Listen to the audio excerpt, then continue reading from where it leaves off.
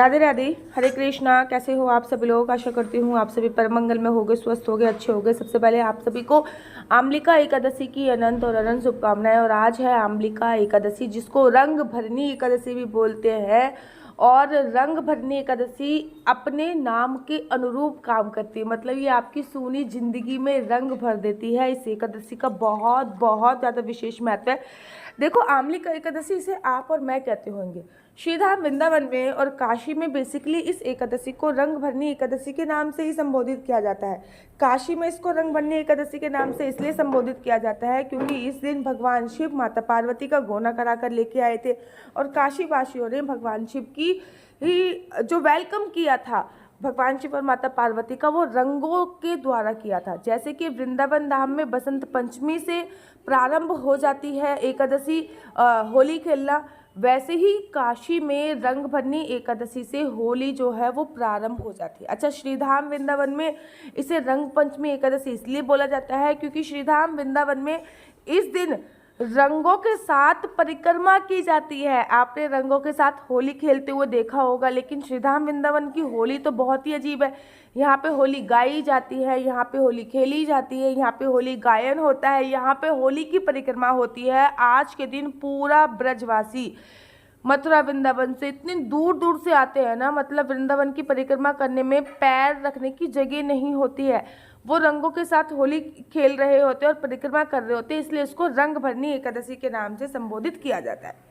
आप लोगों को पता है कि रंग भरनी एकादशी जो है वो 10 तारीख की बनाई जा रही है पूरे धूमधाम से। चाहे मैं खाटू श्याम की बात करूं, चाहे मैं बांके बिहारी की मंदिर की बात करूं, चाहे मैं राधा वल्लभ के मंदिर की बात करूं, चाहे मैं निम्मित संप्रदाय की बात करूं, हर जगह एकादशी जो है वो 10 तारीख की ही मनाई जा रही है। एकादशी का जो व्रत होता है, दोबारा बता दूं कि वो त्रिदिवसीय व्रत की श्रेणी में आता था। 3 दिन का व्रत नहीं होता, लेकिन 3 दिन के व्रत का नियम होता है। वैसे तो हर एकादशी का ना सिमिलर होता है, लेकिन इस एकादशी को थोड़ा खास माना जाता है। क्यों? क्योंकि इस एकादशी में आंवले के जल से स्नान करना, आंवले का उपटन लगाना, आंवला खाना, आंवला दान करना, आंवले की परिक्रमा करना, भगवान को आंवले का भोग लगाना, इन सभी में आंवले का उपयोग किया जाता है। आप लोगों को वैसे तो एकादशी व्रत की कथा पता ही है कि एकादशी कैसे करनी है, व्रत कैसे करना है। आज मैं जो इस एकादशी पे जो इम्पोर्टेंट पूजा विधि है वो आपको इस वीडियो के माध्यम से मैं बताने जा रही हूँ। सबसे पहले आज के दिन पानी में हमेशा आंवला डाल के ही स्नान करना है, ठीक है ना। आंवले का रस पानी में डाल के स्नान कर लीजिए, ठीक है। नहीं तो आंवले का उपटन बनाकर उसको बॉडी पे अप्लाई करके, जैसे कि मिक्सी में थोड़ा सा चंदन लीजिए, एक आंवला पाउडर ले लीजिए, ठीक है ना, उसमें थोड़ा सा गुलाब जल मिक्स कर लीजिए, बहुत अच्छा सा उपटन बन जाएगा। उसको अपनी पूरी बॉडी पे लगा लीजिए और उसके बाद स्नान कर लीजिए। बहुत ही चमक जाती है स्किन, बहुत ही अच्छा इफेक्ट डालती है। नंबर 2, इस दिन आपको आंवले के जल का छिड़काव पूरे घर के करना है। पानी लीजिए, उसमें मिक्सी में थोड़ा सा पानी डालिए, आंवला डालिए, उसको मिक्स कर लीजिए, छान लीजिए। अब आपका आंवले का जो रस है वो रेडी हो गया। अब इससे आपको पूरे घर का छिड़काव करना है। कहते हैं ना, जब भगवान ने सृष्टि की उत्पत्ति करी तो सबसे पहला फल जो उत्पन्न किया था, सबसे पहला पेड़ जो उत्पन्न किया था, वो आंवले का ही पेड़ उत्पन्न किया था, ठीक है। तो आंवले के वृक्ष में ब्रह्मा विष्णु महेश तीनों का वास बोला जाता है।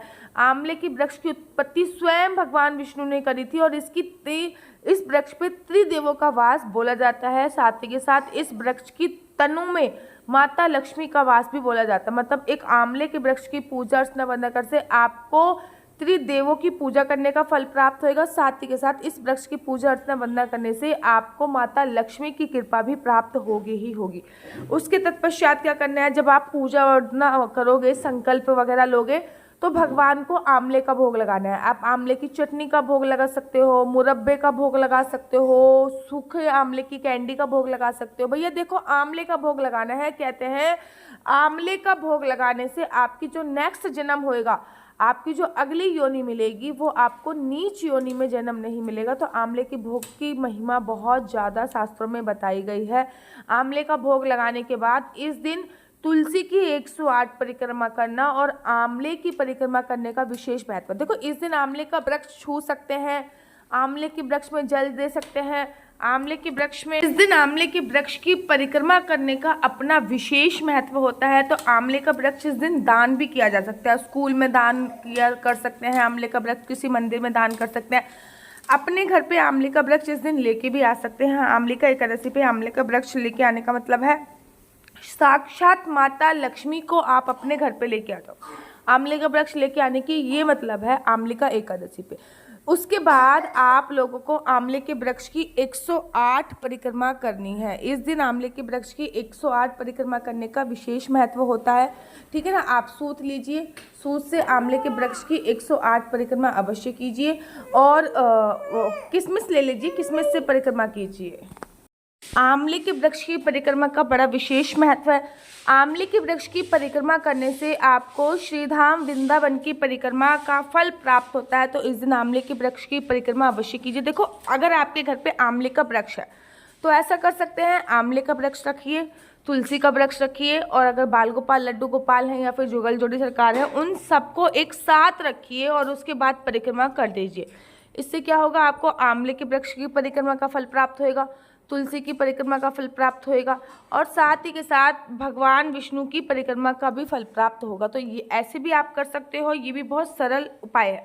अगर आंवले का वृक्ष नहीं है तो केवल तुलसी की परिक्रमा कीजिए, लेकिन इस दिन आंवले के वृक्ष की परिक्रमा, क्योंकि नाम इसका ऐसा है आंवले का एकादशी, तो आंवले के वृक्ष की परिक्रमा का इस दिन बहुत विशेष महत्व शास्त्रों में बताया गया। अच्छा, एक दो चीज़ें आपको और करनी होती है इस दिन, जैसे कि इस दिन आंवले की दिए जलाने का बड़ा विशेष महत्व होता है। 5 आंवले लीजिए, उसको ना दिए नुमा टाइप में ऊपर से ऐसे काट लीजिए, अंदर से थोड़ा सा उसका जो बुरादा टाइप का होता है वो निकाल लीजिए। अब उसमें थोड़ा सा आप घी डालिए और उसमें गोल बत्ती के दिए जलाइए। दिए जो होते हैं वो शिवालय पे जलाइए, एक शिवालय पे जलाइए, एक भगवान विष्णु के मंदिर में जलाइए, एक अपने मंदिर में जलाइए, 2 घर के मुख्य द्वार पे जलाइए, एक अपनी किचन एरिया में जला सकते हैं, एक घर के बीचों बीच भी जला सकते हैं। इसका बड़ा विशेष महत्व होता है। आंवले के दीप दान करने का इस दिन बहुत बड़ी महिमा कही गई है। आंवला फलाहार में आता है। आंवले का सेवन आप एकादशी पे कर सकते हो, लेकिन अगर आपने निर्जला एकादशी का व्रत रखा है तो आप आंवले का सेवन नहीं कर पाओगे। अगले दिन जब आप द्वादशी पे व्रत का पालन करोगे तब भी आप आंवले का जो दान करोगे, तब भी आप दान करके ही व्रत का पालन करोगे। कहते नहीं कि द्वादशी वाले दिन किस चीज़ का दान करोगे, तो द्वादशी वाले दिन आंवले का दान आपको करोगे। चाहे आप आंवले के मुरब्बे का दान कर सकते हो, चाहे वो आप आंवले की किसी भी चीज़ का दान कर सकते हो, लेकिन आपको आंवला दान करना है तब आपको द्वादशी के व्रत का पालन करना है। तो आंवले का एकादशी पे भगवान शिव के मंदिर में अवश्य जाइए, क्योंकि इस एकादशी में भगवान शिव की और विष्णु भगवान के साथ साथ भगवान शिव और माता पार्वती की पूजा का बड़ा विशेष महत्व होता है। इस एकादशी पे माता पार्वती को सुहाग का सामान भी जरूर समर्पित कीजिए, क्योंकि सुहाग का सामान माता पार्वती को समर्पित करने से आपके सुहाग की जो आयु होती है वो बहुत ज़्यादा लंबी होती है। तो इस एकादशी पर और माता पार्वती को सुहाग का सामान जरूर और ज़रूर समर्पित आपको इस एकादशी पे करना है। शिवालय जरूर जाना है, वहाँ पर थोड़ा सा गुलाल भोले बाबा को लगाना है। विष्णु भगवान के साथ गुलाल से आपको इस दिन होली खेलनी है। लड्डू गोपाल हैं उनको गुलाल जरूर लगाना है, जुगल जोड़ी सरकार है उनको गुलाल जरूर लगाना है। तो इन सभी लोगों को गुलाल आपको अवश्य लगाना है। मेरा नंबर आपको नीचे स्क्रीन पे दिख रहा होगा। मेरा नंबर है 429-20-25-65। दोबारा से रिपीट करती हूँ, 429-20-25-65।